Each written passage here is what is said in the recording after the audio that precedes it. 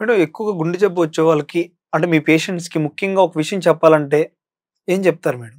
జబ్బు రాకముందు అడ్రెస్ చేయడం చాలా ఈజీ. దాన్ని ప్రైమరీ ప్రివెన్షన్ అంటాం.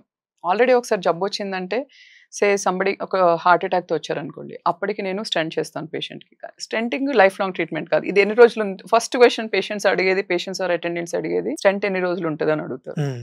స్టంట్ నువ్వు ఉన్నన్ని రోజులు ఉంటదని చెప్పను నేను. స్టంట్ ఉంటుంది. కానీ మనం ఆ తర్వాత మనం పాటించే లైఫ్ స్టైల్ గాని, దాంట్లో చేంజెస్ గాని, డైటరీ మోడిఫికేషన్స్ దాన్ని బట్టి మనకి జబ్బు మళ్ళీ రాకుండా, వచ్చినా అంతే సివియర్‌గా రాకుండా మనం గార్డ్ చేసుకోగలుగుతాం. హ్మ్. So, that is most important. చేసే ప్రొసీజర్ ఇన్ హాస్పిటల్ చేసే ప్రతి procedure it's only bail out. అప్పటికి టెంపరరీ సొల్యూషన్ మాత్రమే.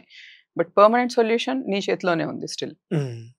నువ్వు ఎంత సీరియస్‌గా మందులేసుకుంటున్నావు, ఎంత సీరియస్‌గా ఈ డైటరీ మోడిఫికేషన్స్ పాటిస్తున్నారు, ఎక్సర్‌సైజ్ చేస్తున్నారు, స్లీప్ ఎంత బాగా అడ్జస్ట్ చేసుకుంటున్నారు, స్ట్రెస్‌ని ఎంత బాగా మేనేజ్ చేస్తున్నారు.